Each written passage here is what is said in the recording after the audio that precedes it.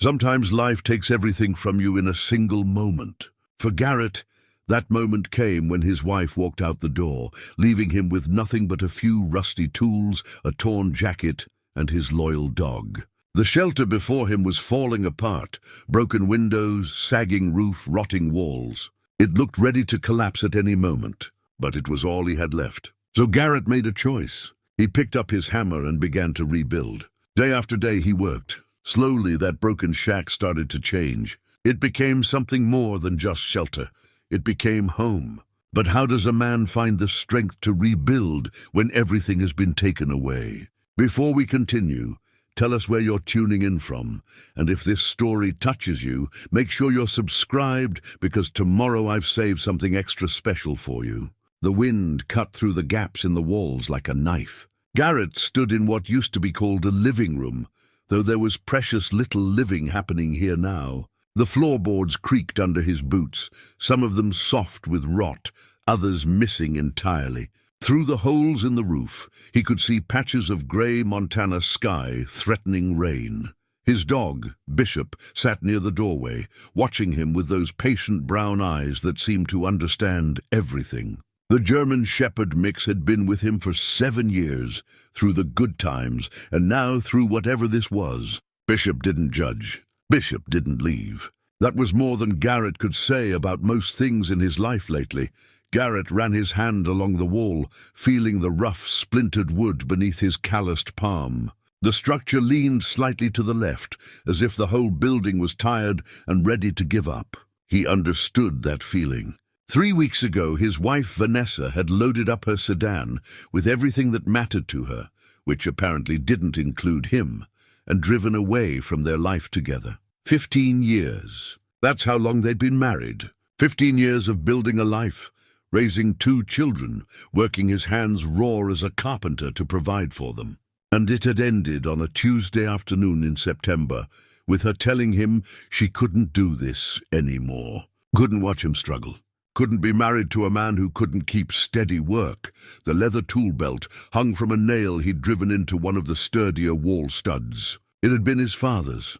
The leather was cracked and worn soft from decades of use, the pockets still holding the shape of the tools his father had carried every day. Garrett reached for it, running his thumb over the initials carved into the back. R.M. Richard Moss. His father had died when Garrett was 19, but he'd left behind more than memories. He'd left behind skills, lessons hammered in through years of working side by side. Measure twice, cut once. That had been his father's constant refrain. Take your time. Do it right. A man's work is his signature on the world. Garrett strapped the belt around his waist. It settled there like an old friend, familiar and solid. When Vanessa left, when everything fell apart, he'd found this belt in a box in the garage. Putting it on felt like reconnecting with something he'd lost, not just his father, but some earlier version of himself. A version that knew how to build things. The shack sat on 2 acres of overgrown land, about 3 miles outside Pinewood Hollow, Montana. Population 847. It had belonged to his mother's uncle, a man Garrett had met maybe twice. When the old man died 2 years ago, the property had passed through relatives before landing in Garrett's lap. At the time, he'd considered it worthless. Now it was all he had. The first night had been the hardest. No electricity, no running water, no heat except what little warmth Bishop provided, curled up next to him on the bare floor. Garrett had lain awake most of that night, listening to the wind howl through the broken windows, feeling the cold seep up through the floorboards. He'd stared at the holes in the roof and thought about how easy it would be to just walk away, but where would he go? Back to the house he'd built for Vanessa. She'd made it clear she wanted him gone. Forward to what? Another town, another failure? No, something in him had hardened that first night. Something stubborn and maybe a little bit angry. This shack was broken, so was he. Maybe they deserved each other. And maybe, just maybe, if he could fix one, he could fix the other. A memory came to him, sharp and clear. Saturday morning 5 years ago, his daughter Layla had been 7 years old, gap-toothed and fearless. He'd given her a small hammer and let her practice driving nails into a scrap piece of pine. Like this, Daddy. she'd asked, her tongue poking out the corner of her mouth in concentration. Just like that, sweetheart. You're a natural. She'd worked on that piece of wood for an hour, driving nail after crooked nail. When she was done, she'd presented it to him like it was a work of art. It's a sign, she'd announced. For your workshop. He'd taken it from her small hands, examining the cluster of bent nails and the word she'd painted in wobbly letters. Dad. It's perfect, he'd told her. I'll hang it right over my workbench. That sign was probably still hanging in the garage of the house he no longer lived in. Another thing Vanessa had kept. Another piece of his life that belonged to someone else now. Garrett shook his head, pushing the memory away. Dwelling on what was lost didn't rebuild walls or fix roofs. He had work to do. He spent that first week assessing the damage. The roof needed to be completely replaced. Half the windows were broken. The frames rotted out. The front porch sagged dangerously. Inside, the walls were water damaged. The floor needed reinforcing. The bathroom was a nightmare of rusted pipes. There was no kitchen to speak of. Any reasonable person would have condemned the place. But Garrett didn't have the money to start over, and something in him balked at the idea of destroying it. The shack was still standing, still fighting in its way. His neighbor appeared on the third day.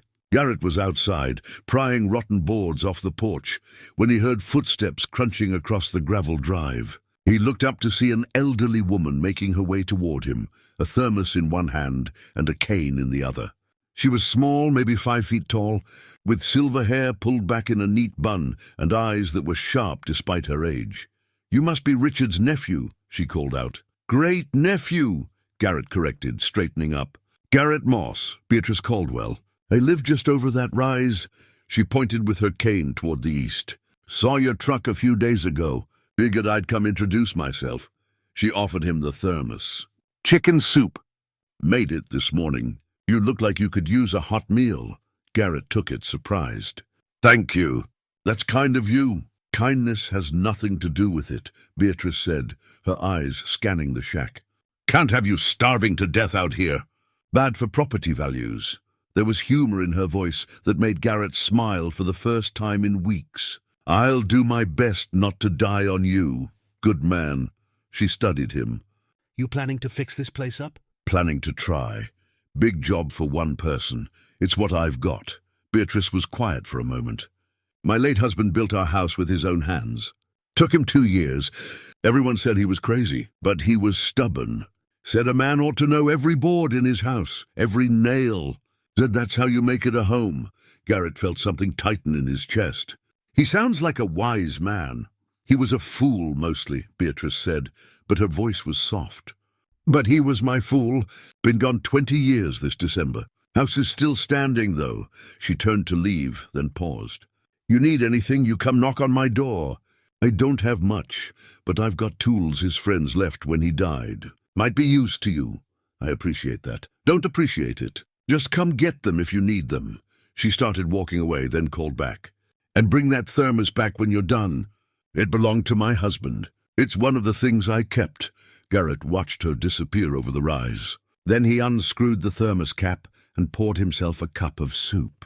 It was hot and rich, filled with vegetables and chunks of chicken, and it was the best thing he'd tasted in weeks. He sat down on the one solid section of porch steps, Bishop settling at his feet. The sun was starting to set, painting the sky in shades of orange and pink. In the distance, the mountains wore caps of early snow. The air smelled like pine and wood smoke. It wasn't much, but it was something, a small kindness from a stranger, a cup of hot soup at the end of a hard day, the sound of Bishop's steady breathing, the knowledge that tomorrow he'd have another chance to fix another board, to make this broken place a little bit better. Garrett took the wedding ring from his pocket. He'd been carrying it since Vanessa had handed it back to him 3 weeks ago. Gold band, simple and unadorned. He'd worn it for 15 years. He should sell it. The money would help. But he couldn't quite bring himself to let it go. Not yet. It was a reminder of what he'd had, what he'd lost, what he was trying to build back. Not the marriage.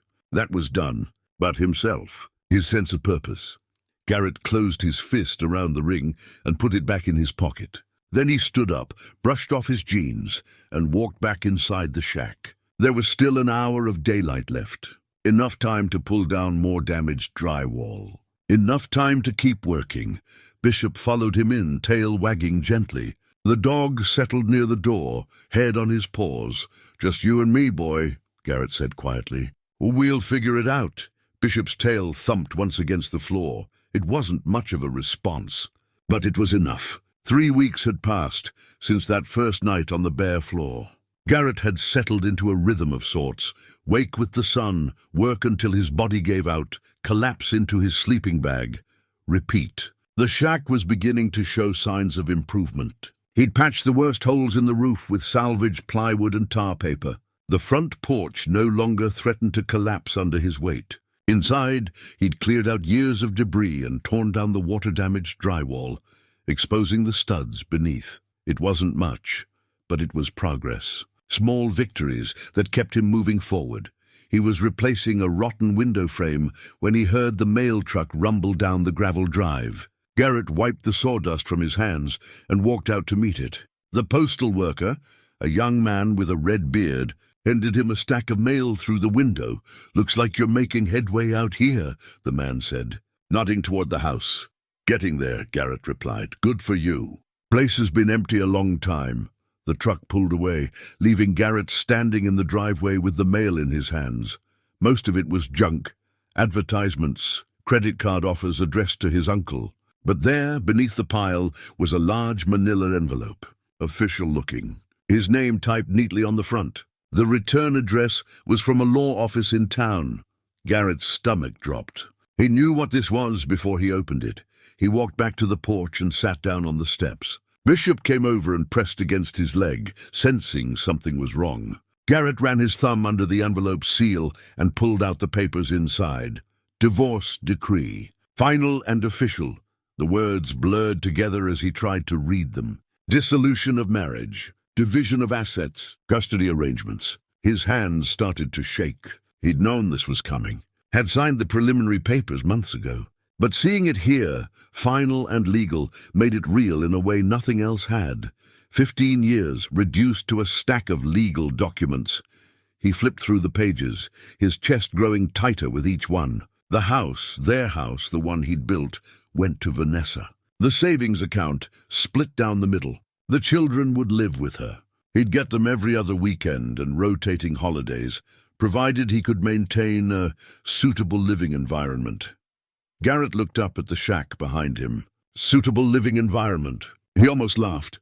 There was no way this place qualified. No way a judge would let his children stay here, not in its current condition. The memory hit him like a physical blow. That Tuesday afternoon in September, he'd come home from a job site, tired and covered in sawdust. Vanessa had been sitting at the kitchen table, hands folded in front of her. The children were at school. She'd planned it that way. "We need to talk," she'd said. Those 4 words. He'd known immediately what was coming. Maybe he'd known for months, watching their marriage crack and splinter like old wood left out in the weather. "I can't do this anymore, Garrett." "Do what?" "This us. Watch you work yourself to death trying to keep us afloat while we sink anyway." Her voice had been calm, measured. She'd practiced this. "The business is failing. We're drowning in debt. And you won't talk about it. You won't let me help. You just keep hammering away, hoping it'll somehow get better. I'm doing my best. I know you are. But your best isn't enough anymore." She'd paused, and he'd seen tears in her eyes. "I need stability. The kids need stability. I've been offered a job in town, good pay, benefits. But I can't take it and stay married to you. Not when you refuse to see that what we're doing isn't working. So that's it? You're just giving up?"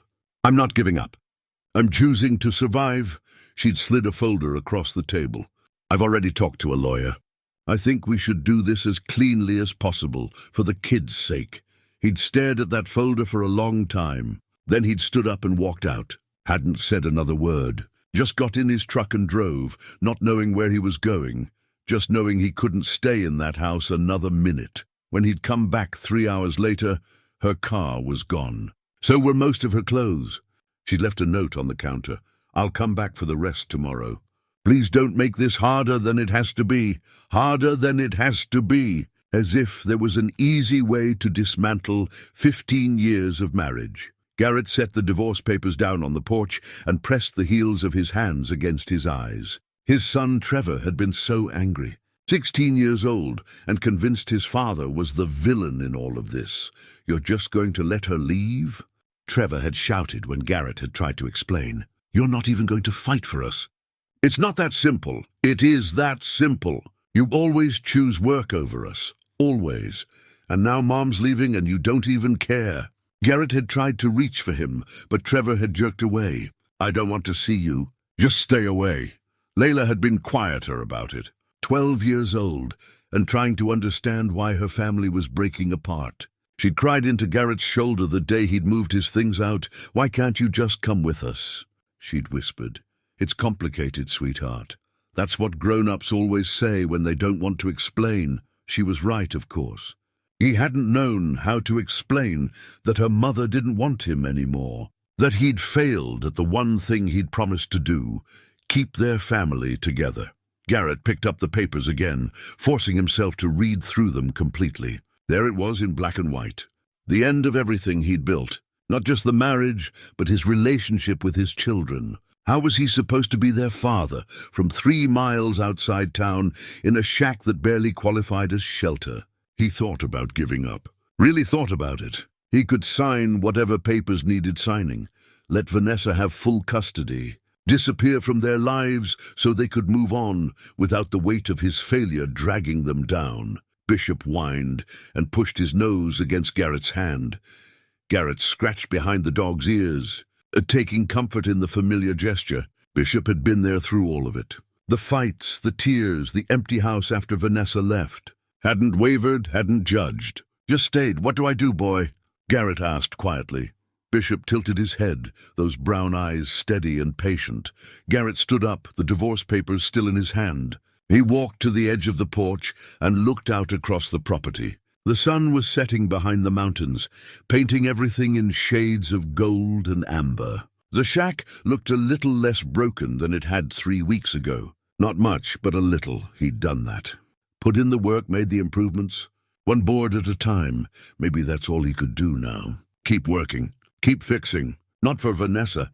That ship had sailed. But for himself. And maybe if he could turn this broken place into something solid, something real, he could prove to his children that he wasn't the failure Trevor thought he was. It wouldn't be easy. Wouldn't be quick. But what else did he have? Garrett folded the divorce papers and tucked them into his back pocket. Then he picked up his hammer from where it rested against the porch railing. There was still an hour of daylight left. Enough time to finish the window frame. Enough time to drive a few more nails. He walked back inside the shack. Bishop followed, taking his usual spot near the door. Garrett positioned the new frame, checked it with his level, and raised the hammer. The first nail went in clean and true. Then the second. Then the third, one nail at a time. One board at a time. One day at a time. It wasn't much of a plan. But it was all he had. And maybe, just maybe, it would be enough. 2 months had passed since the divorce papers arrived. Garrett had fallen into a rhythm that kept his mind from wandering into dark places. Wake before dawn. Coffee on the porch, watching the sun rise over the mountains. Work until his shoulders ached and his hands cramped. Fall asleep to the sound of Bishop's steady breathing beside his sleeping bag. The shack was slowly transforming. The new roof was nearly complete. Proper shingles now, not just tar, paper, and prayers. All the windows had been replaced. The porch stood solid and level. Inside, new drywall covered the exposed studs. It wasn't finished, not by a long shot, but it was starting to look like a house instead of a ruin. Garrett had sketched out plans one evening by lamplight. Not fancy architectural drawings, but simple layouts showing where walls would go, how he'd configure the kitchen, where he'd build shelves and cabinets. Looking at those drawings gave him something to work toward, something beyond just patching holes and stopping leaks. The hand-drawn house plans had become his roadmap. He'd taped them to the wall in what would eventually be the living room, referring to them constantly, making small adjustments as he went. Each line represented possibility. Each room represented a future he was building with his own hands. Money was tight. The divorce had taken what little savings he'd had. The carpentry jobs he'd managed to pick up barely covered food and basic supplies. But Garrett had learned to be resourceful. He haunted salvage yards and estate sales, finding usable materials that others had discarded. A stack of oak boards from a demolished barn. A vintage cast-iron sink that just needed refinishing. Every find felt like a small victory. The hardware store in Pinewood Hollow became his second home. Floyd Brennan, the owner, was a bear of a man in his 60s with white hair and hands like catcher's mitts. He'd watched Garrett come in week after week, always buying the bare minimum, always counting his money twice before approaching the register. One afternoon, after Garrett had spent 20 minutes deciding between two different grades of sandpaper based on which cost less, Floyd called him over to the counter. "You're working on the old Keene place, aren't you?" Floyd asked. "That's right. Heard you're doing it alone." "No crew, no help. Can't afford help." Floyd nodded slowly, then reached under the counter and pulled out a ledger. He flipped it open and slid it across to Garrett. "Here's what I'm going to do. You take what you need. Pay me when you can. No interest, no timeline. We'll keep track here." Garrett stared at the ledger. "I can't ask you to do that. You're not asking. I'm offering." Floyd leaned against the counter. "I've been in this business 40 years. I've seen a lot of folks start projects. Most of them give up when it gets hard. You haven't. That tells me something. Tells you I'm stubborn. Tells me you're serious. And serious people finish what they start." Floyd tapped the ledger. "Besides, I remember your father. Richard Moss. He did work on my house back in the day. Good man, honest worker. Figure I owe him this much." Garrett felt his throat tighten. "I appreciate that more than you know. Then show me by finishing that house. Make it something your father would be proud of." From that day on, Garrett had access to the materials he needed. He kept careful track of every purchase, every dollar owed. Some nights, he'd lie awake adding up the total in his head, worried about how he'd ever pay it back. But having the supplies meant he could work faster, build better. The house was worth it. The physical toll was real. His hands bore fresh cuts and calluses layered over old ones. His back ached from carrying lumber and bending over sawhorses. Some mornings he woke so stiff he could barely stand. But there was satisfaction in the pain. It was honest. It meant he was building something real. One Saturday afternoon, Garrett was installing new floorboards when a memory surfaced. Trevor, at 8 years old, following him around the workshop with a toy hammer, mimicking every movement. Garrett had been building a bookshelf for Layla's room. "Can I help, Dad?" Trevor had asked. "Sure thing, buddy. Come here." Garrett had shown him how to use a level, how to check if something was truly straight. "See that bubble? You want it right in the middle. That means it's perfect." Trevor had been so focused, tongue poking out the corner of his mouth, the same expression Layla would have years later. He'd checked and rechecked that level, determined to get it right. "It's perfect, Dad." "Just like you, buddy." Trevor had beamed up at him with such pride, such trust. Back when Garrett was still his hero, now Trevor wouldn't return his calls, wouldn't answer his texts. The few times Garrett had managed to reach him, the conversations had been brief and cold. Garrett set down his hammer and pulled out his phone. He scrolled to Trevor's number and stared at it for a long moment. Then he typed out a message. "Finished the roof today. Learned a lot doing it. Remember when I taught you how to use a level? You were 8. You cared so much about getting it perfect. I think about that a lot.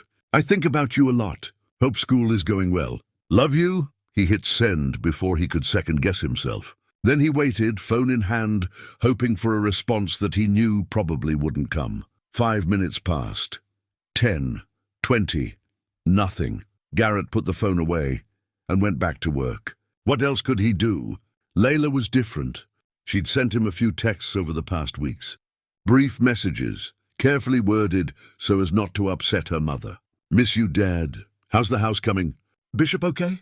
He'd responded to each one, trying not to sound too eager or too desperate. Walking a careful line between staying present in her life and not making things harder for her.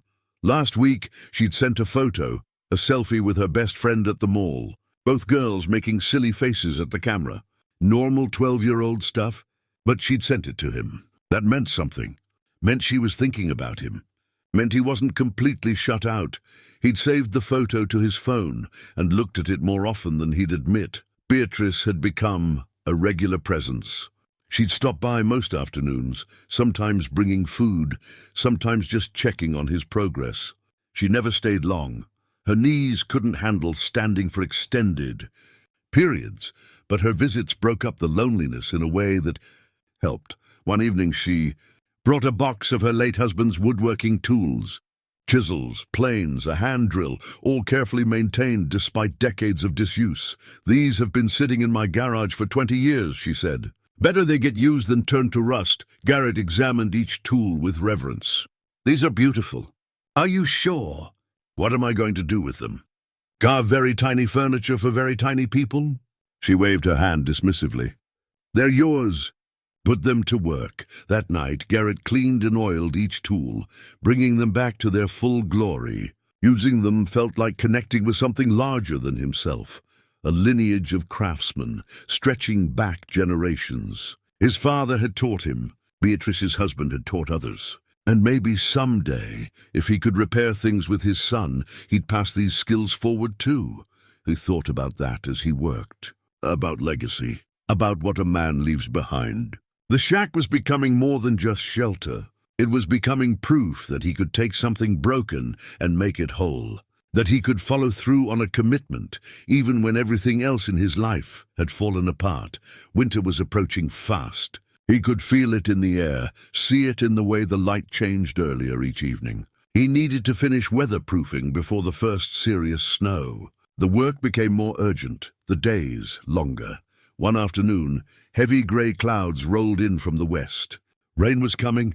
Garrett hurried to secure the last section of roofing, racing against the weather.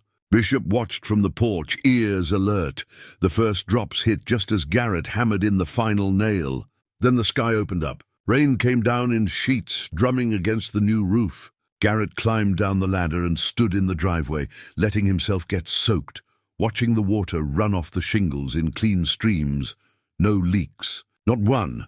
Bishop barked from the porch, confused about why his human was standing in the rain. Garrett laughed, actually laughed, for the first time in months. Then he ran inside and stood in the center of what would be the living room, listening. Rain pounded the roof overhead, but inside it was dry. The sound was different now. Not wind whistling through gaps or water dripping into buckets. Just the steady, solid sound of rain hitting a proper roof. He looked down at Bishop, who was shaking water from his fur. "We did it, boy. The house is weatherproof." Bishop wagged his tail, tracking muddy paw prints across the new floor. Garrett didn't care. In that moment, muddy paw prints were beautiful. They meant life. They meant this place was becoming a home. That night, he sat on the porch wrapped in a blanket, the rain still falling, the house dry and solid behind him. He pulled out his sketches and studied them by lamplight. So much left to do. Kitchen cabinets, bathroom fixtures, interior walls, finishing work. But the foundation was there. The bones were good. The rest was just details. He thought about his children sleeping in Vanessa's apartment in town. Wondered if they ever thought about him out here, working alone. Wondered if they'd ever want to see what he was building. Someday, he told himself. Someday they'd understand. Until then, he'd keep working. Keep building, one board at a time. The call came on a Thursday morning in late October. Garrett was measuring boards for interior framing when his phone buzzed. Vanessa's name on the screen. His heart jumped. She rarely called unless something was wrong. "Hello?" "Garrett." "It's about Layla's birthday." Vanessa's voice was businesslike, carefully neutral. "She wants to see you. I thought maybe you could come by Saturday afternoon." "Just for a couple hours." Garrett set down his tape measure, hand suddenly unsteady. "Yeah, of course. I'd love that. 2:00. Don't be late." "And Garrett," she paused. "Trevor will be here. I can't promise he'll be civil." "I understand." After she hung up, Garrett stood in the middle of the unfinished room, phone still in his hand. A visit, an actual visit. Layla wanted to see him. The thought filled him with equal parts joy and terror. He had 2 days to prepare. 2 days to find a gift with money he didn't have. 2 days to figure out what to say to a son who hated him and a daughter who deserved better than a father who lived in a half-finished shack. That afternoon, Garrett drove into town. He had $37 in his wallet, money he'd been saving for insulation. It would have to be enough. He walked through the aisles of the general store, picking up and putting down items, trying to find something that said, "I love you and I'm sorry," without actually saying it. He finally settled on a journal, the nice kind, with a leather cover and thick cream-colored pages. Layla had always liked to draw. Inside, he tucked a new set of colored pencils. It wasn't much, but it was thoughtful. It was something she could use. Saturday arrived cold and gray. Garrett showered in the tiny bathroom he'd recently made functional. Hot water was still a luxury he appreciated every day. He put on his cleanest jeans and a button-down shirt he'd ironed, using the flat bottom of a heated pan. His hands shook as he tied his boots. Bishop watched from his spot near the door. Sensing something different about today, wish me luck. Boy! Bishop's tail thumped against the floor. The drive to Vanessa's apartment took 15 minutes. Garrett pulled into the parking lot at exactly 2 o'clock. He sat in the truck for a moment, gathering courage, before grabbing the wrapped gift from the passenger seat. The apartment was in a newer complex on the edge of town. Nice place, safe, everything Garrett couldn't provide right now. He climbed the stairs to the second floor and knocked on Unit 2B.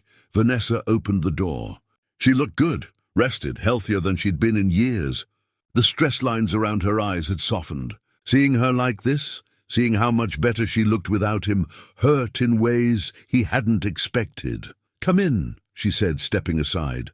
The apartment was small but well-furnished. Garrett's eyes immediately went to the coat rack by the door. A man's jacket hung there. Navy blue, expensive looking? Not his. Vanessa followed his gaze. "That's Peter's. He's not here today." "I thought it would be easier." Garrett nodded, not trusting himself to speak. Peter. So there was someone else. Of course there was. He'd known, somewhere in his mind, but seeing evidence of it made it real.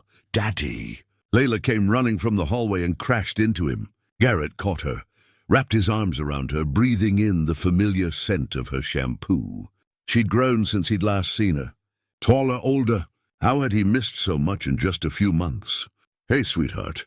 Happy birthday. I'm 12 now." "That's basically a teenager." "Basically," Garrett agreed, his voice thick. Trevor appeared in the doorway to what must have been his room. 16 years old and already nearly as tall as Garrett. His son stood there with his arms crossed, face carefully blank. But his eyes held nothing but cold distance. "Trevor," Garrett said. "Dad." The word was flat, obligatory. Vanessa cleared her throat. "Why don't we have some cake?" "I made chocolate, Layla's favorite." They gathered around the small dining table. Vanessa brought out a homemade cake with 13 candles. "One for good luck," she explained. They sang "Happy Birthday," Garrett's voice catching on every other word. Layla blew out the candles, her face lit with genuine happiness. For a moment it almost felt normal, like a real family. Then Garrett handed Layla her gift. She unwrapped it carefully, preserving the paper, a habit she'd learned from her grandmother. When she saw the journal and pencils, her face lit up. "Dad, this is perfect. I've been wanting to start drawing again. I remembered how much you used to love it. I still do. She glanced at Vanessa. "I've been busy with school and stuff." They ate cake. Vanessa made coffee. The conversation was careful, polite, everyone avoiding the subjects that mattered. Garrett told them about the house, keeping it light. Layla asked questions. What color was he painting the walls? Did Bishop like having more space? Would there be room for a garden? Trevor said nothing. Just ate his cake and stared at his plate. Finally, Garrett couldn't stand it anymore. "Trevor, can we talk? Just for a minute?" His son's jaw tightened. "Nothing to talk about, please." Vanessa touched Trevor's arm. "It's okay. Go ahead." Trevor stood and walked out onto the small balcony. Garrett followed, closing the sliding glass door behind them. The November air was sharp and cold. For a long moment, neither of them spoke. They stood side by side, looking out over the parking lot. "The house is coming along," Garrett said finally. "I finished the roof last month. All the windows are in. I've been thinking maybe you could come see it sometime. Maybe help with some of the finish work. I could teach you." I don't want to learn carpentry from you." The words hit like a fist to the chest.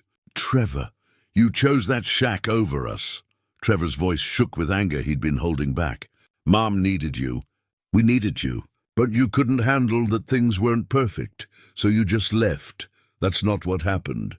"Then what happened?" "Because from where I'm standing, you gave up. Mom tried to make it work. She got a job, she tried to fix things, but you just walked away," Garrett wanted to explain. Wanted to tell him about the suffocation he'd felt, the failure that had crushed him, the shame of not being able to provide. But how could he explain that to his son? How could he make a 16-year-old understand that sometimes adults break, that sometimes the weight becomes too much? "I didn't give up on you," Garrett said quietly. "I gave up on myself. There's a difference. Not to us, there isn't." Trevor started to go back inside, then stopped. He pulled something from his pocket, a small piece of wood with crooked nails hammered into it. The sign Layla had made years ago. The one that said Dad. "Layla found this in the garage," Trevor said. "She wanted you to have it. Said you might need it more than we do now." He pressed it into Garrett's hand and went inside. Garrett stood alone on the balcony, staring at the crude sign his daughter had made when she was 7. The paint was faded, the nails rusted, but she'd kept it. All this time she'd kept it, and now she was giving it back to him. He wiped his eyes with the back of his hand and went back inside. The rest of the visit was subdued. Layla showed him drawings from school. Vanessa asked polite questions about his work. Trevor disappeared into his room and didn't come back out. When it was time to leave, Layla hugged him tight. "The house sounds really nice, Dad. I hope I can see it someday." "You can come any time, sweetheart. Any time at all." Vanessa walked him to the door. "Thank you for coming." It meant a lot to her. "Thank you for letting me." She nodded, and for just a moment he saw something in her face. Not regret exactly, but maybe sadness. Sadness for what they'd been and couldn't be anymore. "You look good. Garrett, healthier. The work is good for you." "Yeah, I think it is." He drove back to the house as darkness fell, the wooden sign sitting on the passenger seat beside him. When he got home, Bishop greeted him at the door, tail wagging furiously. Garrett stood in the center of his unfinished living room and looked at the sign in his hands. Then he walked to the wall where he'd hung his sketches and plans. He hammered a small nail above them and hung the sign there. Dad, that's what he was. That's what he'd always be, even if Trevor couldn't see it right now. Even if the relationship was broken and needed rebuilding just like this house. He stepped back and looked at the wall, his father's tool belt hanging on one side, the hand-drawn plans in the center. And now this, his daughter's childhood gift, given back to him when he needed it most. 3 generations. 3 reminders of what he was building and why. Garrett picked up his tools. There was still work to do. The house wouldn't finish itself. And maybe, just maybe, if he could make it beautiful enough, strong enough, his children would want to come home, not to live, but to visit, to see what their father had built from nothing, to see that he hadn't given up after all. He'd just been learning how to start over. 4 months into the rebuild, winter settled over Pinewood Hollow with serious intent. Snow covered the ground in a thick white blanket that wouldn't melt until spring. The temperature dropped below freezing most nights. But inside the house, Garrett stayed warm. The new insulation worked. The wood stove he'd installed kept the main room comfortable. Small victories that felt like major accomplishments. The interior was taking shape now. Drywall covered all the walls. He'd sanded and sealed the floors until they gleamed. The kitchen had cabinets, not fancy ones, but solid and functional, built by his own hands. The bathroom worked completely now, with hot water and everything. It was starting to feel less like a construction site and more like a home. One Saturday afternoon, Garrett was at the salvage yard on the edge of town, digging through boxes of old fixtures and hardware. That's where he found it, a vintage radio, probably from the 1950s. Dark wood cabinet, brass dial, speaker grill with an Art Deco pattern. It was covered in dust and clearly hadn't worked in years, but something about it called to him. How much for this? He asked the yard owner. The man barely glanced at it. $5. Probably doesn't work. I'll take it. That evening, Garrett cleared space on his workbench and began the careful process of bringing the radio back to life. He'd learned about electronics from his father. Another skill passed down, another connection to the past. He cleaned the contacts, replaced the old tubes, resoldered loose connections. The work required patience and a steady hand. It was meditative in a way the heavier construction work wasn't. Bishop lay at his feet, occasionally lifting his head to check on things, then settling back down with a contented sigh. 3 evenings later, Garrett replaced the final tube and plugged in the radio. For a moment nothing happened. Then static crackled from the speaker. He adjusted the dial slowly, carefully, and suddenly music. Clear and warm, a country song from decades ago filled the house. Garrett sat back, surprised at the emotion that washed over him. It was just a radio, just music, but it changed everything. The house didn't feel empty anymore. It felt alive. He left it on while he worked. Classic country, folk music, sometimes old blues. The songs kept him company, made the work feel less solitary. Sometimes he caught himself humming along or singing when he thought no one could hear. Bishop didn't seem to mind his off-key voice. Beatrice's visits had become a regular thing. Most afternoons around 3, she'd make her way across the field, separating their properties. Always bringing something, a thermos of soup, fresh bread, occasionally cookies that she claimed she'd made too many of. One cold December afternoon, she arrived carrying a wooden toolbox that looked almost as old as she was. More of Bernard's things, she said, setting the box on the porch. Thought you might have use for them. Garrett opened the box carefully. Inside were hand tools he'd only seen in museums. Wooden planes, antique chisels, a hand drill with a worn wooden handle. Everything perfectly maintained, oiled and ready to use. Beatrice, I can't. Yes, you can. They're just gathering dust in my garage. Bernard would want them used. She settled into the chair he kept on the porch for her visits. He was particular about his tools. Spent hours maintaining them, organizing them. Sometimes I think he loved them more than he loved me. I doubt that. She smiled, soft and sad. We had 43 years together. Built this whole life out here with nothing but determination and his 2 hands. Everyone said we were crazy, buying this land, trying to homestead in the modern age. But Bernard had a vision, and he was too stubborn to let anyone tell him it couldn't be done. Garrett sat down on the porch steps. How long did it take? To build your house? 2 years. 2 long, hard years. Beatrice looked out across the snow-covered field toward her property. We lived in a tent the first summer. A tent, can you imagine? I was 35 years old, sleeping on the ground like a teenager at camp. But Bernard, he worked every daylight hour. I helped when I could, mixing mortar, holding boards steady, whatever he needed. You ever regret it? Regret it. She laughed. Every single day of those 2 years, I was cold, tired, dirty. We fought about everything. Where walls should go, how high windows should be, whether we needed a basement. But then it was done. And we moved in. And we had 39 years in that house he built with his own hands. She was quiet for a moment, lost in memory. Then she looked at Garrett directly. You know what I learned? It's not the house that matters. It's what the house represents. Bernard didn't just build us shelter.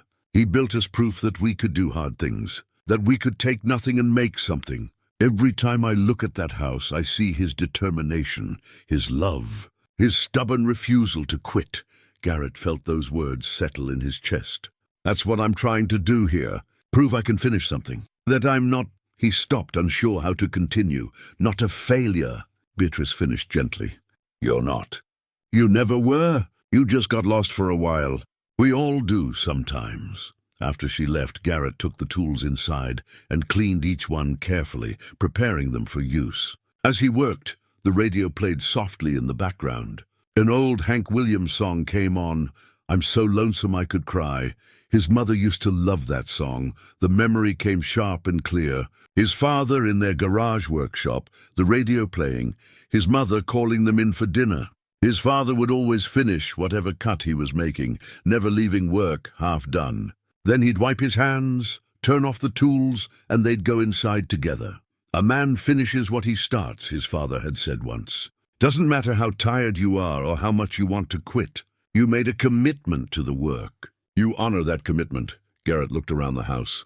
At the walls he'd built, the floors he'd refinished, the kitchen he'd constructed board by board. He was honoring that commitment. Every day, with every nail, with every careful measurement.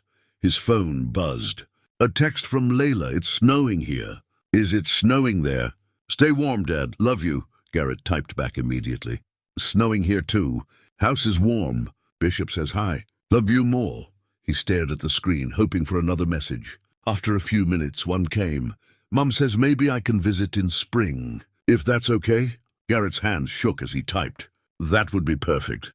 Can't wait to show you everything. 3 dots appeared, then disappeared, then appeared again. Finally, me too. Good night, Dad. Good night, sweetheart. Garrett set the phone down and looked at the wooden sign hanging on his wall. Dad. He was still her father. Still mattered to her. That was something. That was everything. That evening, he used Bernard's old tools to start building furniture. First, a proper table. Nothing fancy. Just solid pine with clean lines and careful joinery. As he worked, the radio played and Bishop dozed nearby, and outside the snow fell soft and steady.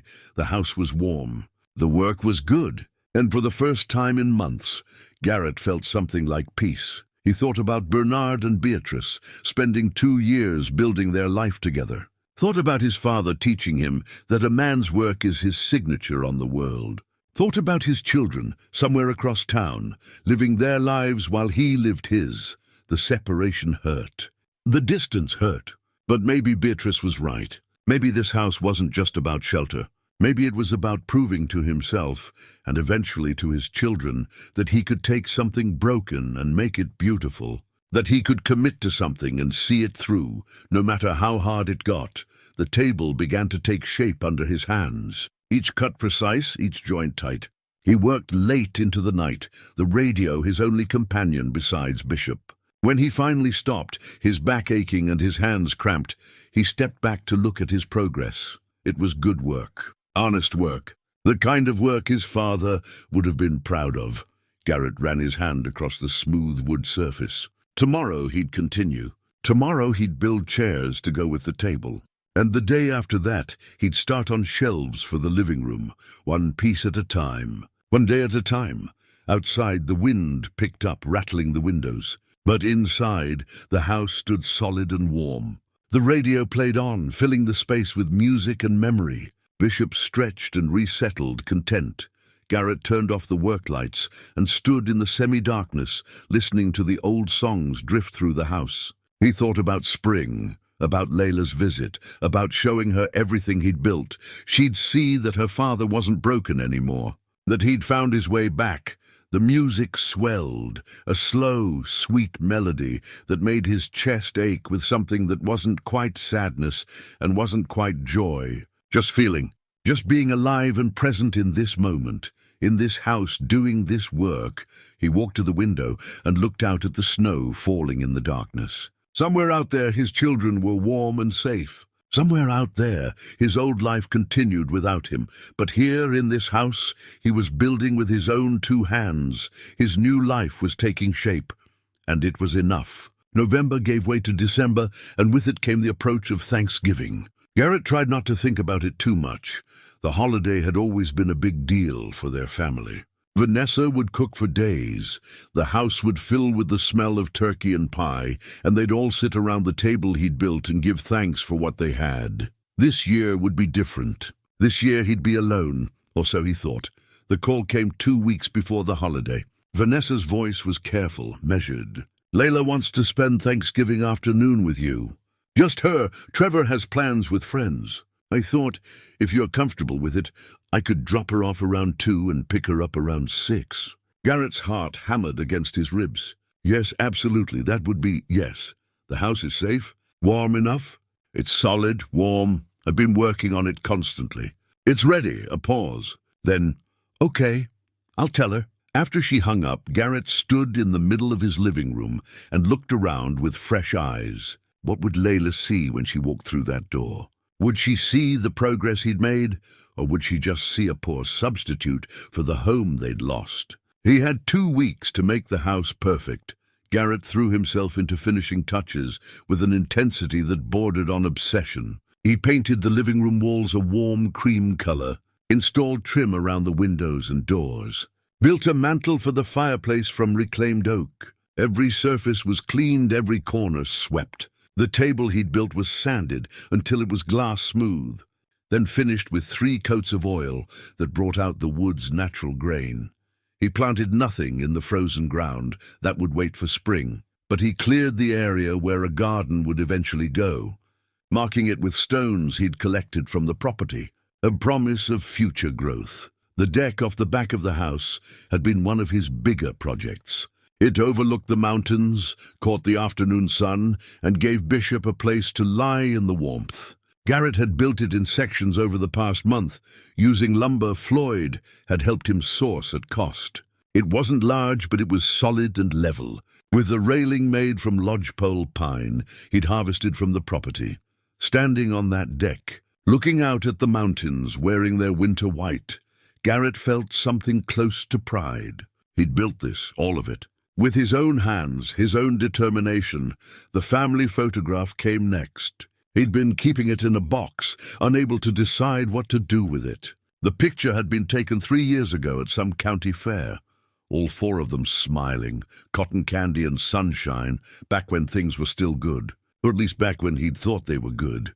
Garrett bought a simple wood frame and carefully placed the photo inside. Then he hung it on the wall above the mantel, in the center of the living room, where it would be the first thing anyone saw when they walked in. Not to remind himself of what he'd lost, but to show Layla that she and Trevor still had a place here. That this house, this new life, had space for them in it. Beside the photo he hung Layla's childhood drawing, the one that said Dad, and next to that, mounted on small hooks, his father's tool belt. 3 generations, 3 symbols of what mattered most. The Wednesday before Thanksgiving. Garrett drove into town and bought groceries with money he'd earned from a weekend job helping Floyd reorganize the hardware store's back warehouse. Nothing fancy. Ingredients for a simple meal. Turkey breast instead of a whole bird. Ingredients for stuffing, for mashed potatoes, for green beans. A pumpkin pie from the bakery, because he'd never been good at making them and didn't want to risk it. That night he cleaned the house one more time, swept, mopped, dusted. Made sure everything was perfect. Bishop watched him with patient confusion. They'd already cleaned yesterday, and the day before that.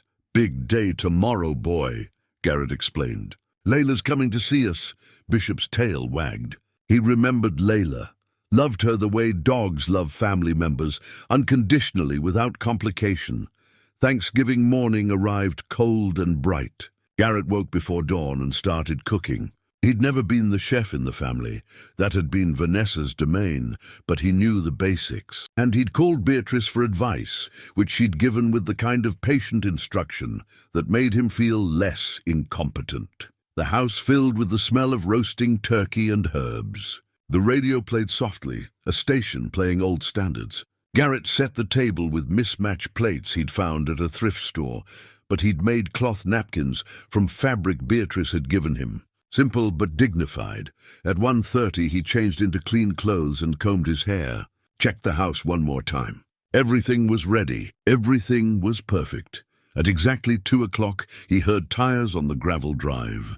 His stomach dropped and soared at the same time. Bishop ran to the door, tail wagging furiously. Through the window, Garrett watched Vanessa's car pull up. Layla got out wearing a purple winter coat and carrying a small backpack. She looked older somehow. Growing up fast. Growing up without him there to see it happen. Garrett opened the door and stepped onto the porch. Layla stopped halfway up the walk. Her mouth fell open. Dad, she wasn't looking at him. She was looking at the house. At the fresh paint, the new windows, the solid porch, the deck extending off the side. At the transformation that had happened since she'd last heard about it. You did all this? She asked, her voice full of wonder. Every bit of it. Vanessa had gotten out of the car, too. She stood by the driver's door, staring at the house, with an expression Garrett couldn't quite read. Surprise, certainly. Maybe something else. Regret, perhaps, or respect. Layla ran up the steps and hugged him tight. It's beautiful, Dad. It's really, really beautiful. Garrett held his daughter close, breathing in the familiar scent of her shampoo, feeling her solid and real in his arms. "Want to see inside?" "Can I, Mom?" Layla called back. Vanessa nodded slowly. "I'll be back at 6. "Have fun, honey." She drove away, and Garrett led Layla inside. Her reaction was everything he'd hoped for. She walked through each room with wide eyes, touching the walls, examining the furniture he'd built, asking questions about how he'd done this or that. When she saw the family photo above the mantel, she stopped. "You kept it." "Of course I kept it. You're my family. Nothing changes that." She pointed to the drawing. "You hung my picture. It's important to me. Reminds me why I'm doing all this." Layla was quiet for a moment. "Then Trevor's wrong about you, Dad. You didn't give up. Look at what you built." Garrett's throat tightened. "I'm trying to do better. To be better. You are better. This house, it's amazing. They spent the afternoon together."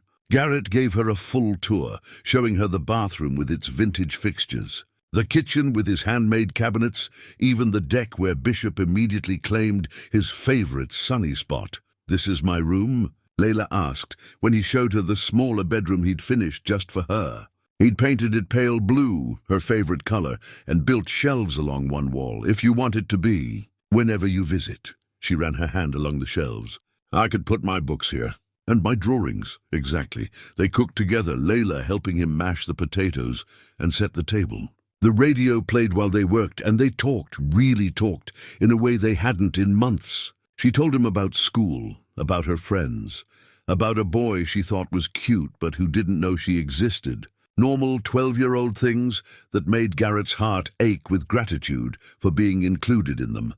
When they sat down to eat, Garrett felt a fullness that had nothing to do with food. His daughter was here in his house, at his table. They were together.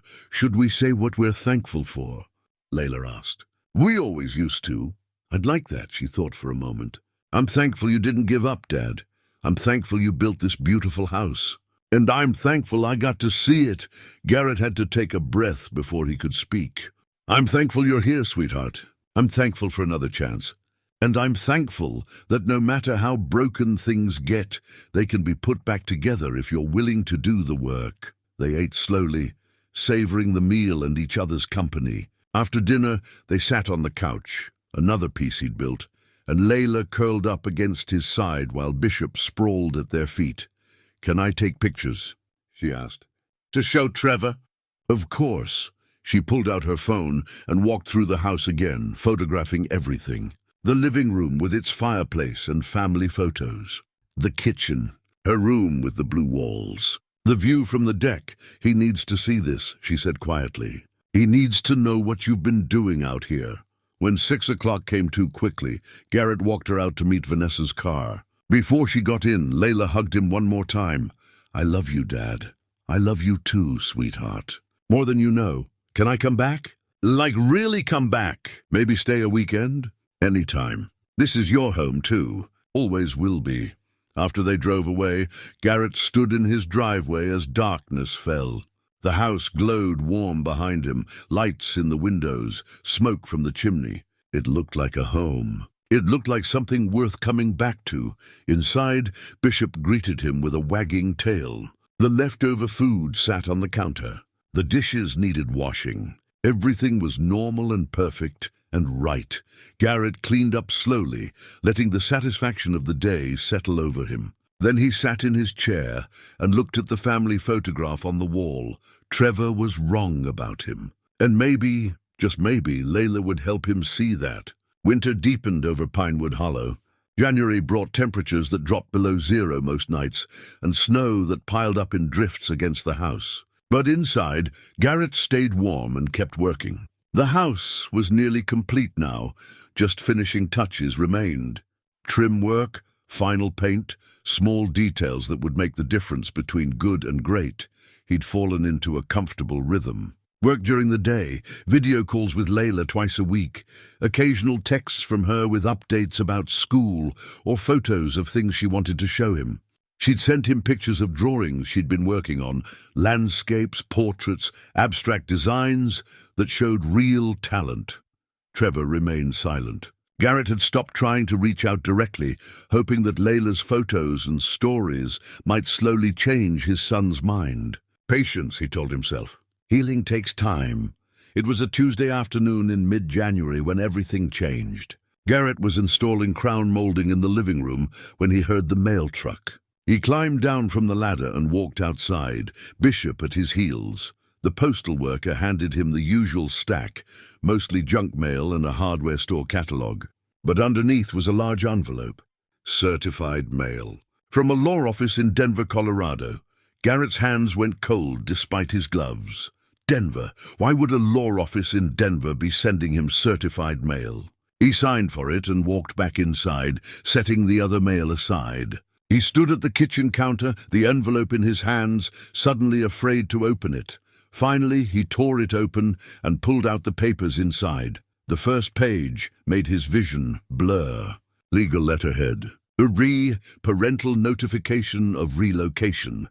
He forced himself to read. Vanessa had accepted a job offer in Denver. Senior position at a marketing firm. Substantial salary increase. She would be relocating in 6 weeks, taking the children with her. The custody arrangement would remain legally unchanged. He would still have visitation rights on alternate weekends and holidays. But the practical reality was clear. Denver was over 8 hours away. 8 hours. He couldn't drop by for a birthday. Couldn't take Layla out for ice cream on a random Tuesday. Weekend visits would mean 16 hours of driving or expensive plane tickets he couldn't afford. The children he was trying so hard to rebuild relationships with were about to become effectively unreachable. Garrett set the papers down on the counter and gripped the edge until his knuckles went white. The kitchen, his beautiful kitchen that he'd built with his own hands, seemed to tilt around him. 6 weeks. They'd be gone in 6 weeks. He thought about Layla's visit at Thanksgiving, her excitement about the house, her promise to come back, to spend weekends here, to bring Trevor eventually. All of that gone. Impossible now. What was the point? What was the point of any of this? He'd built this house to prove he could finish something, to prove he wasn't the failure they thought he was, to create a home his children could return to. But they wouldn't be returning. They'd be in Colorado, building a new life without him. Garrett walked to the living room and sat down heavily on the couch. Bishop followed, resting his head on Garrett's knee. The family photograph stared down at him from above the mantel. 4 smiling faces from a time when they were whole. His phone rang. Vanessa. He almost didn't answer. But he did. "You got the papers," she said. "Not a question, yeah. I know it's not ideal. Not ideal." Garrett's voice came out harder than he intended.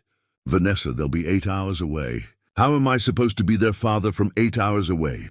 "The same way you've been doing it from 3 miles away." Her tone was sharp. "You see them twice a month, Garrett. This doesn't change that. It changes everything. You know it does." She was quiet for a moment. When she spoke again, her voice was softer. "This is a good opportunity for us. For the kids. Better schools, better opportunities. I can finally provide for them the way they deserve. The way they deserve." The implication was clear, the way he never could. "What does Trevor think about this?" Garrett asked. "He's excited. Fresh start, new city. You know how he feels about staying here. And Layla?" Another pause. "Longer this time.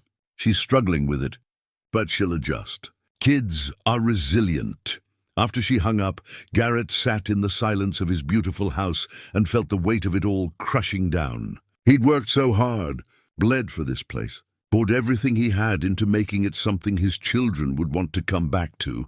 And for what? He stood and walked through the room slowly. The living room with its fireplace and handmade furniture.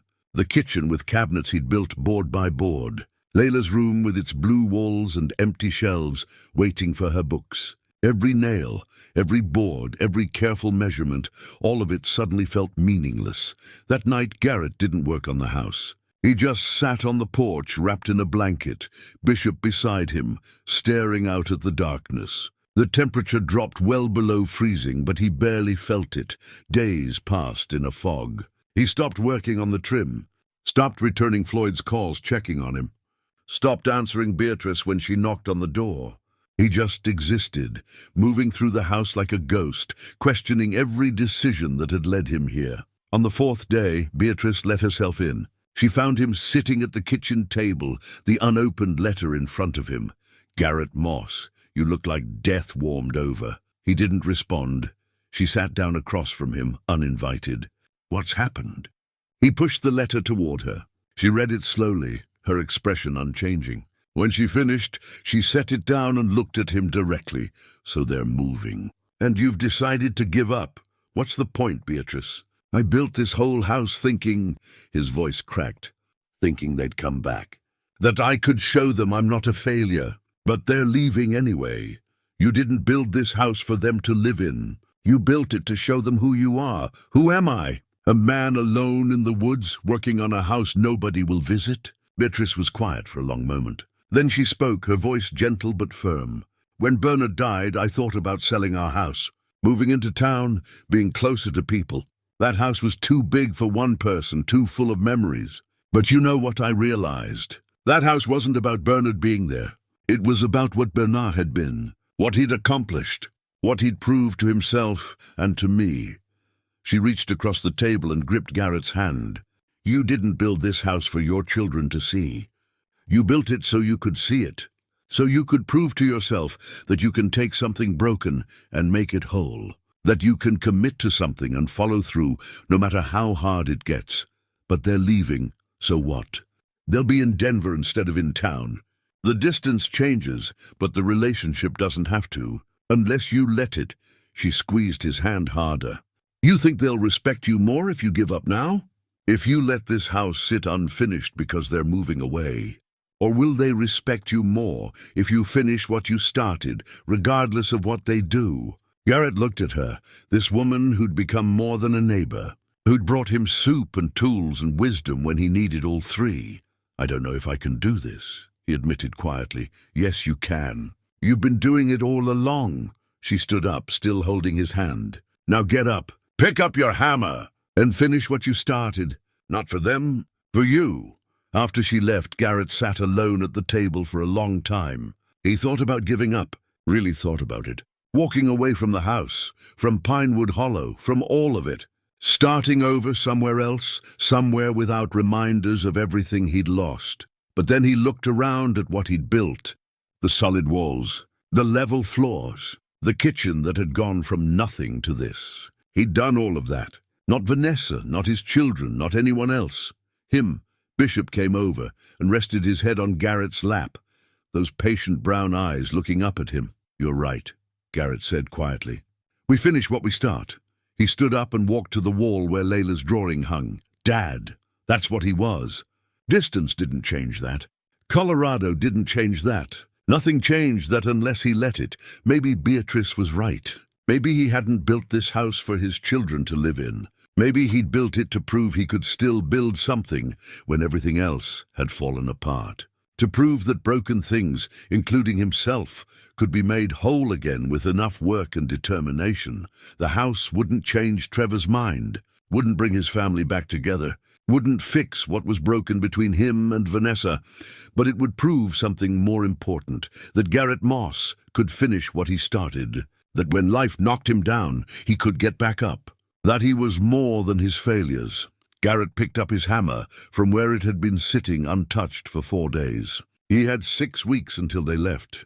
6 weeks to finish this house completely, to make it so beautiful, so solid, that his children would know, even from Colorado, that their father had built something worth remembering, not for them to come back to, but for him to be proud of. And maybe, just maybe, that was enough. 5 weeks. That's all the time Garrett had left before Vanessa loaded up a moving truck and took his children to Colorado. 5 weeks to finish everything he'd started. 5 weeks to complete the transformation from broken shack to something remarkable. He worked like a man possessed, up before dawn, working past midnight most nights. The house consumed him in a way it hadn't before. This wasn't just about proving something anymore. It was about finishing, about honoring the commitment he'd made to himself that first night on the bare floor. The final details came together with a precision that bordered on obsessive. crown molding in every room, installed with perfect mitered corners, baseboards cut and fitted so tightly you couldn't slide paper between them and the wall. He built a stone surround for the fireplace using river rocks he'd collected from the creek that ran through the back of the property.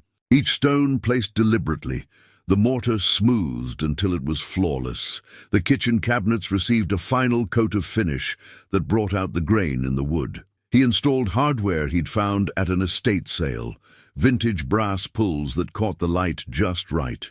The countertops were butcher block he'd made himself, sanded until they were smooth as glass. In Layla's room, he built a window seat with storage underneath, painted the trim bright white to contrast with the blue walls, installed small shelves in the corners for the books and drawings she'd bring someday. Maybe not soon, but someday. The community had noticed the transformation. People drove out from town just to see what he'd done. Floyd brought friends from the hardware store. They walked through the rooms, shaking their heads in amazement, asking questions about technique and materials. Word spread through Pinewood Hollow. The broken shack on the edge of town had become something special. One afternoon, a reporter from the local paper showed up. A young woman with a camera and a notepad, asking if she could do a story about the house. "From what I hear, this is quite a transformation," she said. "People are calling it a miracle." Garrett showed her through, uncomfortable with the attention, but proud of what he'd built. She took photos, asked questions about his process, about what had driven him to take on such a massive project alone. "I needed to prove I could finish something," he told her honestly. "That's all."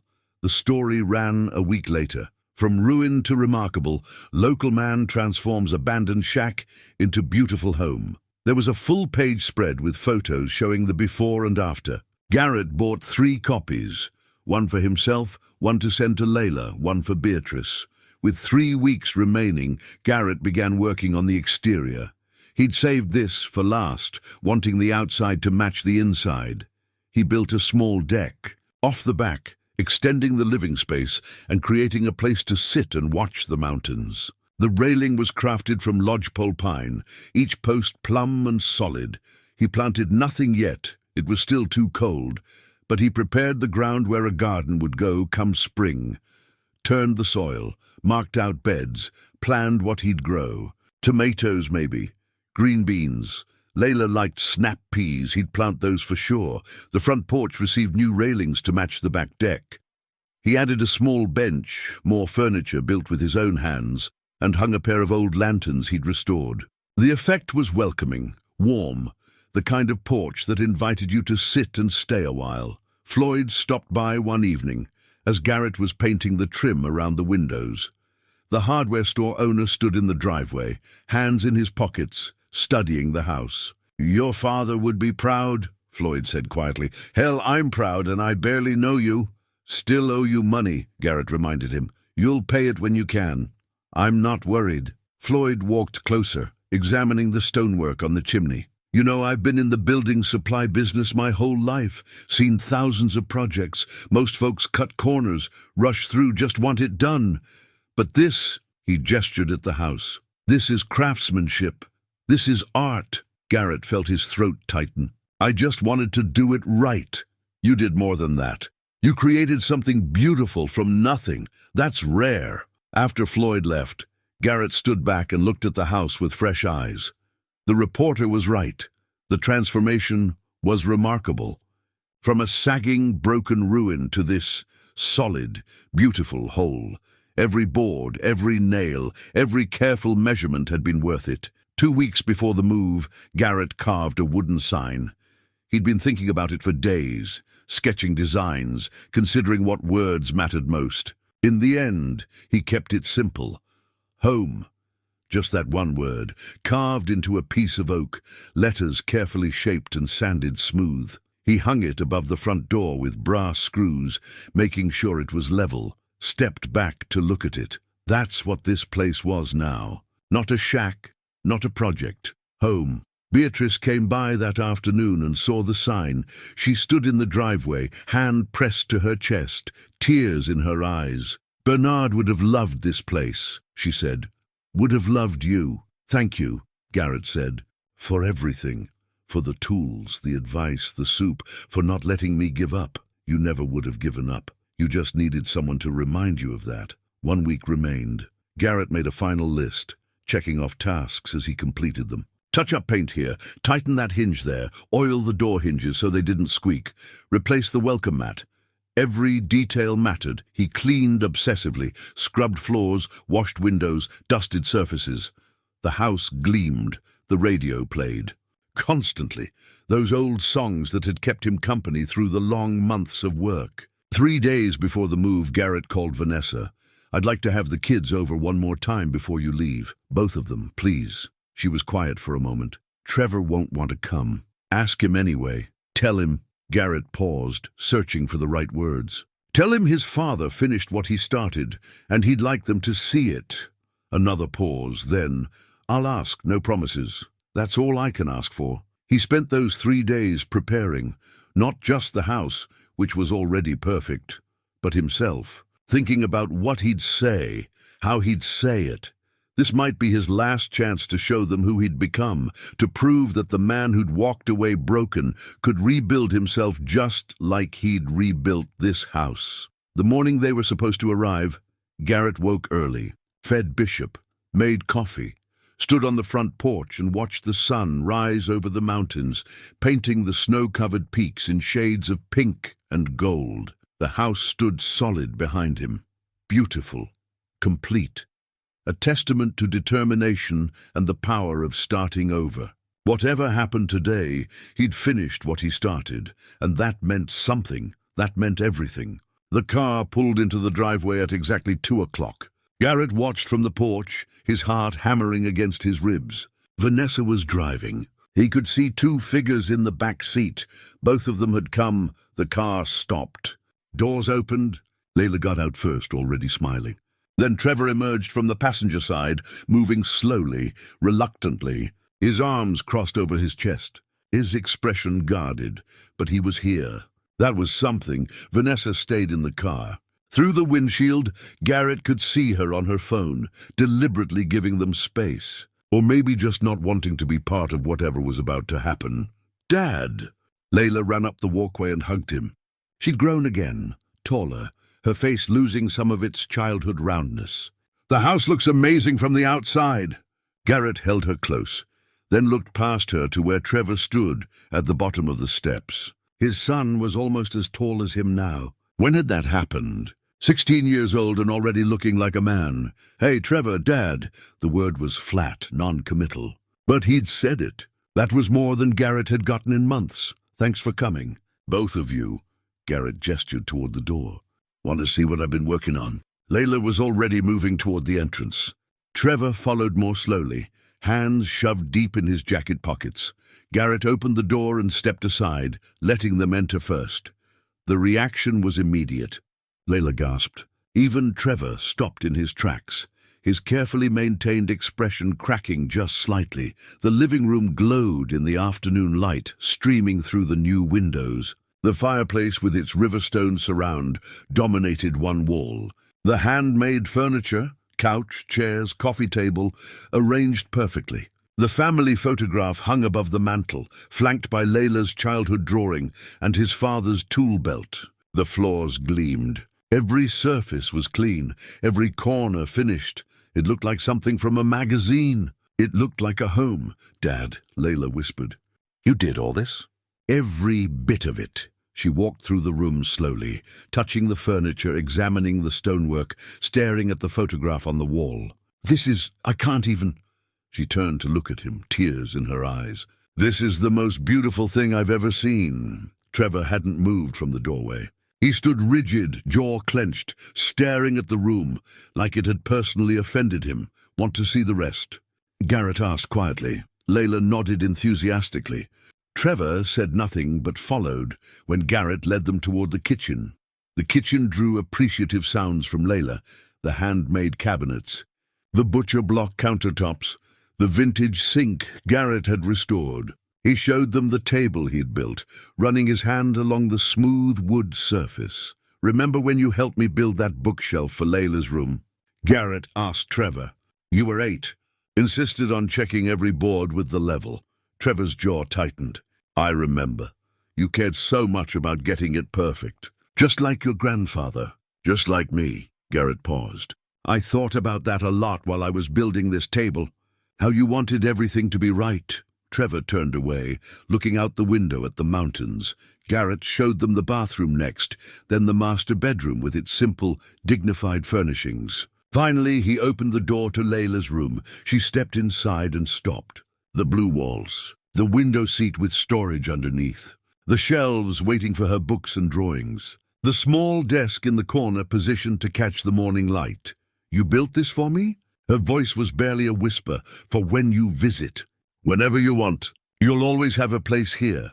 Layla sat on the window seat, running her hands over the smooth wood. I'm going to miss you so much, Dad. I'll miss you too, sweetheart. But Colorado isn't the end of the world. We'll figure it out. Trevor had remained in the hallway. Garrett walked back out to find him staring at the family photograph again. You kept it, Trevor said. Not a question. An accusation almost. Why wouldn't I? Because we're not a family anymore. Because Mom left you. Because everything fell apart. Trevor's voice was rising now, all that carefully controlled emotion finally breaking through.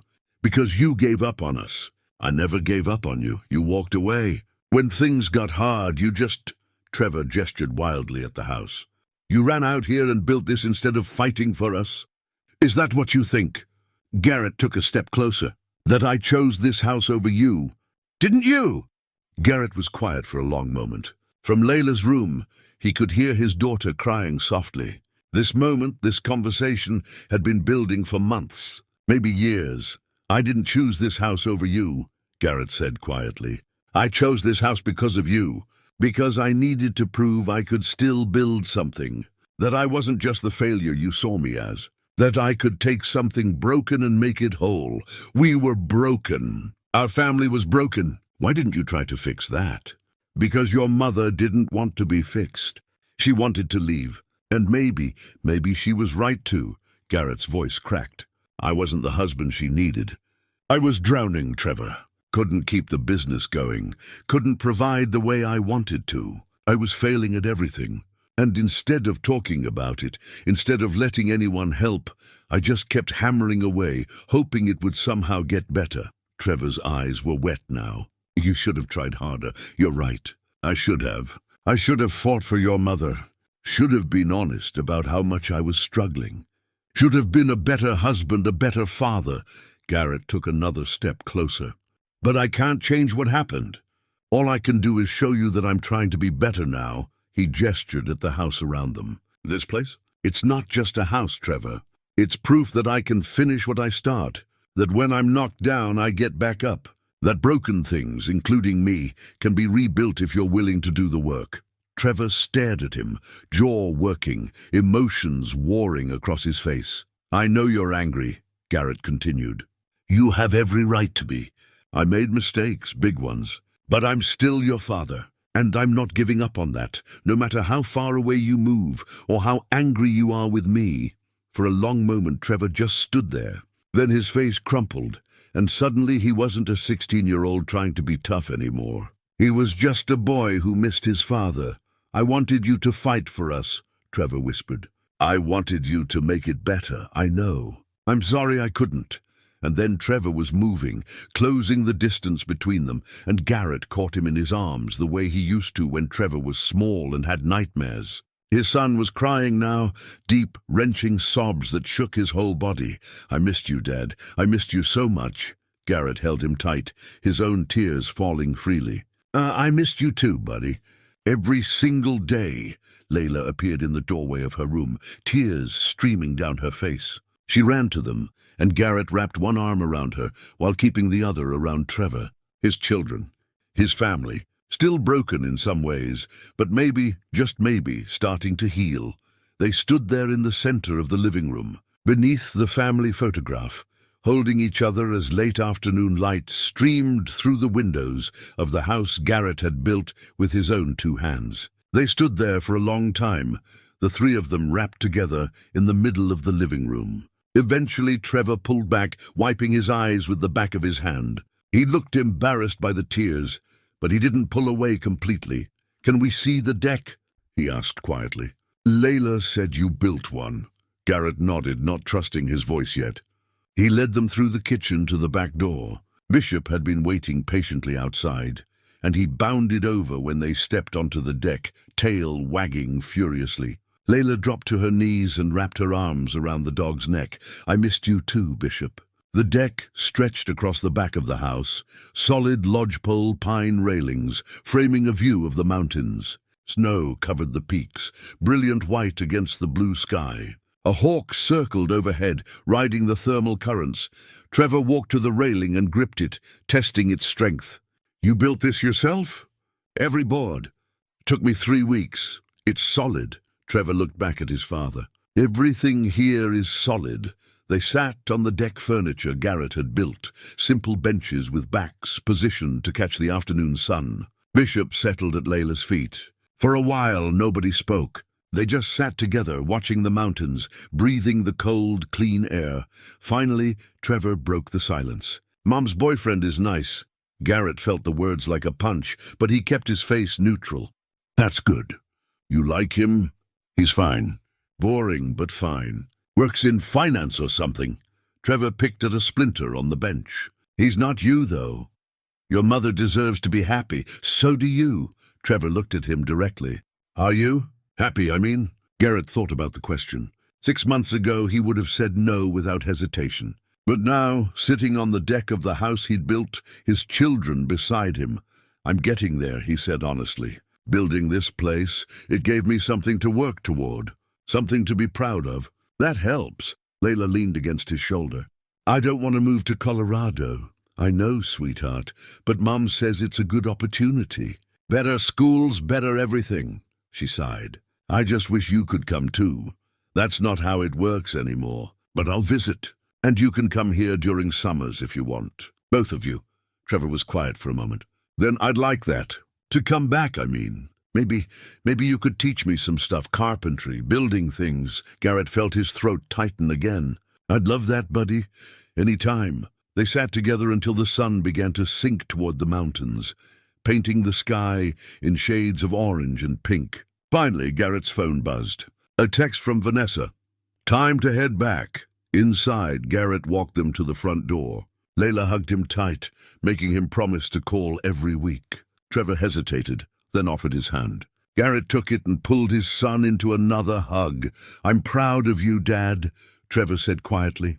"For building this, for not giving up. I'm proud of you too, for giving me another chance." As they walked to the car, Trevor stopped and turned back. "Hey, Dad, can you take a picture of us?" "In front of the house." Garrett's heart swelled. "Of course." They gathered on the front porch beneath the home sign. Vanessa got out of the car and offered to take the photo. Garrett handed her his phone, then positioned himself between his children, one arm around each of them. "Say cheese," Vanessa called. But Garrett didn't say anything. He just stood there, feeling the weight of his children against his sides, looking at the house he'd built behind him. This moment, this was what it had all been for. The camera clicked. "Got it," Vanessa said. She walked over and handed him the phone, then looked at the house properly for the first time. Her expression softened. "Garrett, you did something remarkable here. Thank you. I mean it. This is beautiful. The kids are lucky to have a place like this to come back to." She got back in the car, and the children climbed in after her. Garrett stood in the driveway as they pulled away, waving until the car disappeared down the road. Then he was alone again. Just him and Bishop and the house. He walked back inside and looked at the photo Vanessa had taken. The three of them on the porch, the house solid and beautiful behind them. His children smiling, both of them smiling at him, with him. Garrett sent the photo to the printer Floyd had helped him set up last week. While it printed, he pulled out a simple frame he'd made from scrap wood. When the photo emerged, he placed it carefully inside and carried it to the mantel. He hung it beside the old family photograph. Past and present, side by side. 2 families, one that had been, one that was becoming. That evening his phone rang. "An unknown number with a Colorado area code." He answered. "Dad?" Trevor's voice. "I just wanted to, we're almost home and He paused. "Thanks for today. For showing us the house For being honest with me. Thank you for coming. For listening. I'll call you when we get to Colorado. Let you know we made it safe. I'd like that. After they hung up, Garrett stood in his living room looking at the photographs on the wall. The radio played softly. Bishop dozed near the fireplace. Outside, darkness settled over Pinewood Hollow. The house was quiet. But it wasn't empty anymore. It was home. Spring arrived in Pinewood Hollow like a promise kept. The snow melted from the mountains, revealing green beneath. Wildflowers pushed through the softening earth. The creek that ran through Garrett's property swelled with runoff, filling the air with the sound of rushing water. 6 months had passed since Vanessa and the children moved to Colorado. 6 months of weekly phone calls, video chats, text messages throughout the day. The distance was real, but it hadn't broken them. If anything, it had forced them to try harder, to be more intentional about staying connected. Trevor called every Sunday evening. They'd talk about school, about the carpentry projects Garrett was working on, about the summer plans they were making. Trevor would spend 2 weeks in July learning woodworking. Layla would come for 3 weeks in August. It wasn't the same as having them nearby, but it was something. It was more than Garrett had dared hope for 6 months ago. The house had become more than just his home. It had become a gathering place. Lloyd stopped by regularly, sometimes bringing friends who wanted to see the transformation. Beatrice came for dinner every Thursday, a tradition they'd started in February and hadn't broken since. She'd bring dessert, he'd cook the meal, and they'd sit at his handmade table and talk about everything and nothing. One afternoon in early April, a young man knocked on Garrett's door. He was maybe 25, holding a sleeping infant against his chest. He looked exhausted and desperate. "Are you Garrett Moss?" The man asked. "I am. I'm Kyle. Floyd sent me. Said you might be able to help." He gestured vaguely behind him. "I'm renting a place in town. Single dad. The landlord won't fix anything, and I don't know where to start. Beatrice said you might teach me some basics." Garrett looked at this young man, saw himself from a year ago, overwhelmed, alone, trying to figure out how to keep going. He smiled. "Come on in. Let me grab my tools." Teaching Kyle became a regular thing. Twice a week, Garrett would drive into town and spend a few hours showing him how to patch drywall, fix a leaky faucet, replace a broken window. Simple repairs, but they made a difference. Kyle's apartment slowly became more livable. More than that, Kyle himself seemed to stand a little taller, smile a little easier. "I can't pay you much," Kyle said one afternoon. "Don't worry about it. Someone helped me when I needed it. I'm just passing it forward." In May, Garrett planted the garden he'd been planning all winter. Tomatoes, green beans, snap peas for Layla. He worked the soil with his hands, feeling it crumble between his fingers, rich and dark and full of potential. Bishop supervised from his favorite spot on the deck, occasionally wandering over to investigate what his human was doing. The first shoots emerged 2 weeks later, tiny green promises pushing toward the sun. Garrett photographed them and sent the pictures to Layla. She responded immediately. "They're growing, just like us." He smiled at that. "Just like us." Healing, growing, reaching toward the light. One evening in late May, Garrett sat on his deck watching the sunset. The mountains glowed pink and gold. The garden showed neat rows of thriving plants. The house stood solid behind him, beautiful and complete. Bishop dozed at his feet. His phone buzzed. A video call from Trevor. "Hey, Dad, just wanted to show you something." Trevor turned the camera to show a small bookshelf he'd been building in his room. "I used the techniques you taught me at Christmas. Check out these joints." Garrett examined the screen, proud of the craftsmanship. "Those are perfect, buddy. Your grandfather would be impressed." "Thanks. I've been thinking, when I come this summer, maybe we could build something together, like a real project." "I'd love that. What did you have in mind?" "A workbench. For your shop. Something we could both use when I visit." Garrett felt his eyes sting. "That sounds perfect." After they hung up, Garrett walked back inside. The evening light filled the living room warm and golden. He stood before the mantel, looking at the photographs arranged there. The old family portrait from happier times. The new photo from their last visit, all three of them smiling on the front porch. His father's tool belt hanging beside Layla's childhood drawing. 3 generations, connected by craft and determination and love. The radio played softly, an old folk song about going home. Garrett walked to the window and looked out at the property he'd transformed. The house that had been broken and was now whole. The garden growing toward harvest. The mountains standing eternal in the distance. He thought about the man he'd been a year ago. Broken, defeated, ready to give up. Thought about the journey from there to here.